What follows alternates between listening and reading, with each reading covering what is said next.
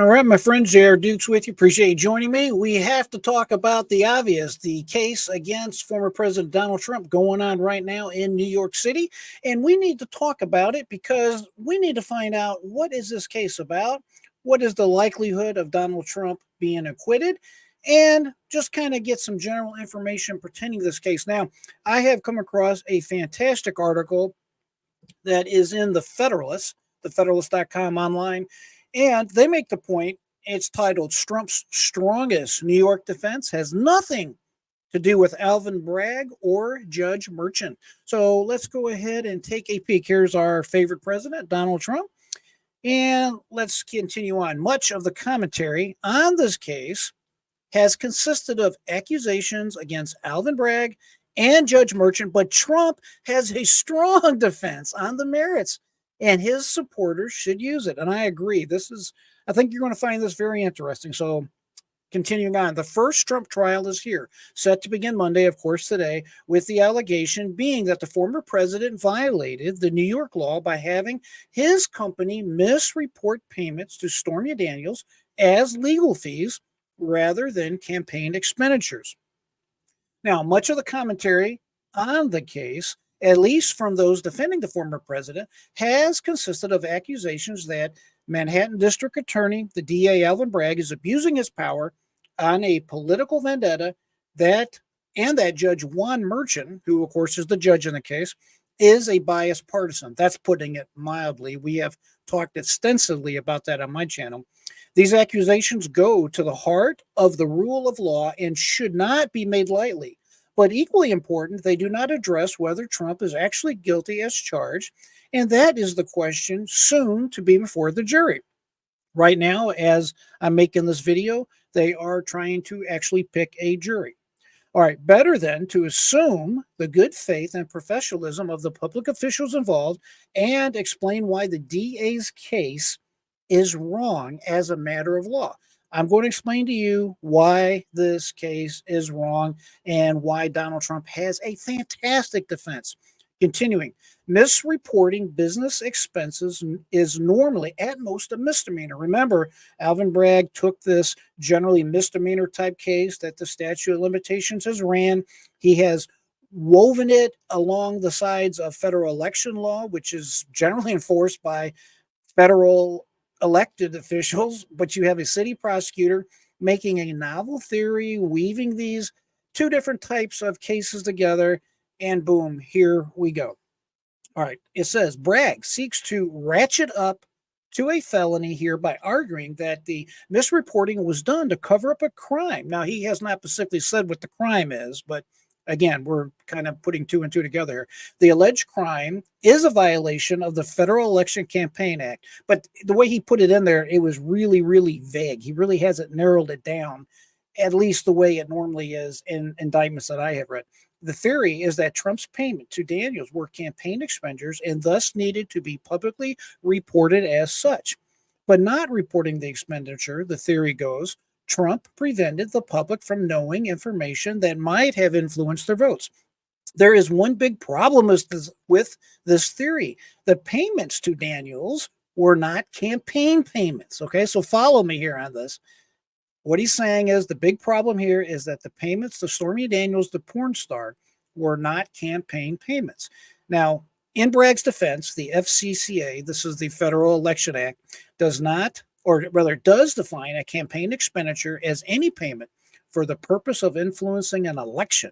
And there is certainly some evidence that Trump agreed to a non-disclosure deal with Daniels, at least in part, to keep her from telling her story during the closing days of the campaign. And they're talking here election interference or influencing the election.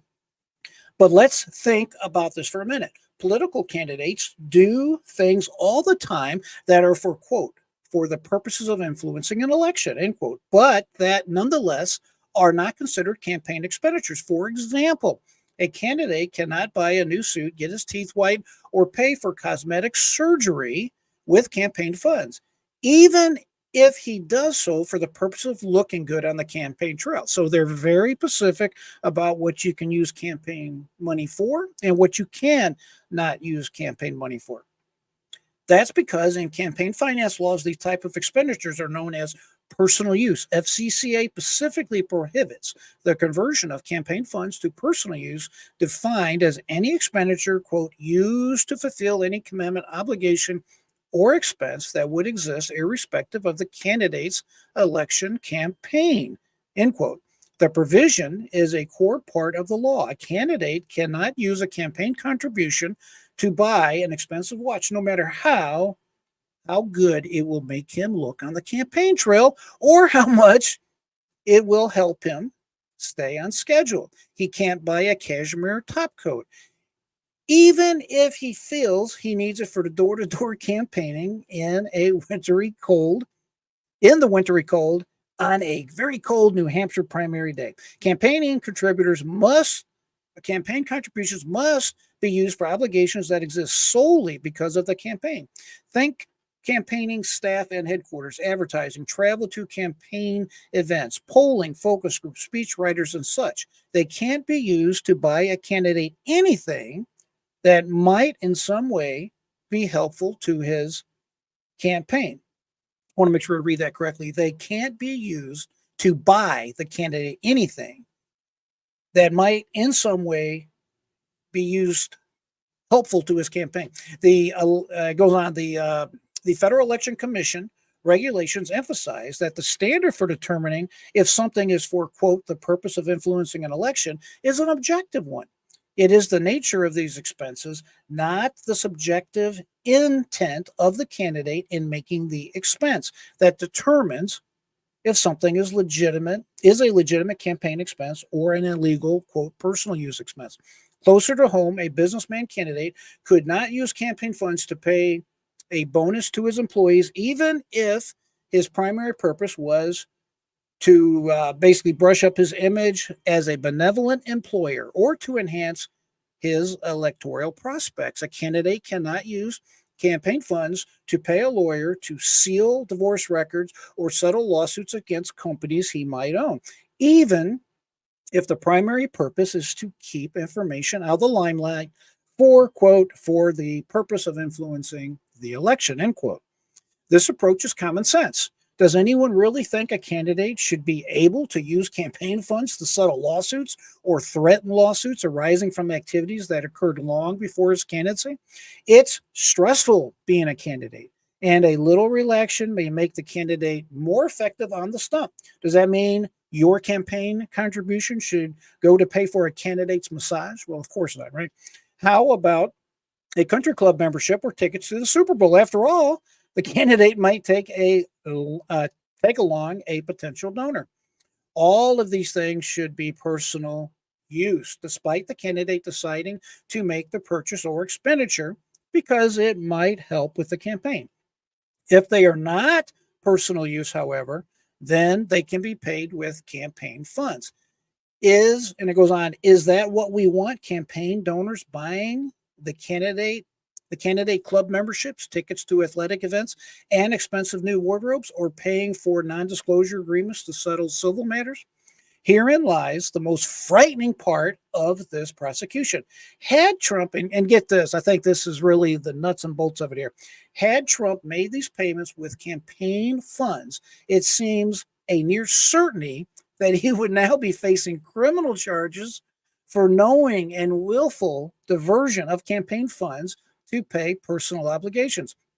If Bragg's prosecution is successful, it would mean a candidate can use campaign funds to pay almost any obligation that the candidate might argue would benefit his candidacy. Perhaps worse, a zealous prosecutor could get a candidate coming or going. This is the main point right here. Could get them coming and going. Falsification of records if campaign funds are not used, and illegal personal use if campaign funds are used. It is Trump, not Bragg or Merchant, who is about to go on trial, which is going on today. He has a defense on the merits, and his supporters should use it. So I really like this article. It puts in perspective exactly why the feds and other ABC type agencies have refused prosecution in this particular matter. Number one, it's clearly election interference. And number two, the law is not designed to be used in this particular type of situation. And again, if Bragg is successful with this persecution, I would argue, of our beloved President Donald Trump, folks, this really throws the political system upside down, because just like it says in the article right here, the prosecutors, any one of the 2,300 prosecutors across the United States, could decide to go after any candidate they choose to go after when they leave office, because they could go through each and every political expense that they made, or even any expenses they made personally, like President Donald Trump apparently did to the porn star Stormy Daniels, at least through his attorney. It would mean that they could get you coming and going. In other words, if you pay for it through your campaign, they can say, hey, that was not a campaign contribution. That's a crime. If you paid for it personally, they can say, hey, that was a campaign contribution. You should have paid through it through your campaign. Now you have committed another felony. So it's just really, really strange. And this case, to say it's weak is an understatement. You have a prosecutor in Alvin Bragg who allows people to go free who have assaulted police, who are committing violent crimes, and yet, on the other hand, he's going after someone like President Donald Trump on bookkeeping type of errors. Does that make any sense to anybody? This case stinks. It reeks. The judge is a political hack. His daughter has raised over $93 million for the Democratic Party and other Democratic individuals, including but not limited to the Vice President, Kamala Harris, President Joe Biden, Adam Schiff out of New York. We all know what his nickname is with former President Donald Trump. I mean, really, what a terrible, terrible thing. And then you're going to have the former attorney slash fixer, I guess, if you will, of President Donald Trump on the stand, basically telling the jury, you need to throw Donald Trump in jail because he took my legal advice at some point to do something in a certain way. And now I want you to go ahead and throw him in jail for taking my legal advice. Isn't that crazy? Just absolutely nonsense. Do you agree, disagree? Put it in the comments below. Please make sure you like, subscribe. That way you know when my next video is coming out. Always say, folks, keep that mind free. Never give up. And until next time, I am JR Duke.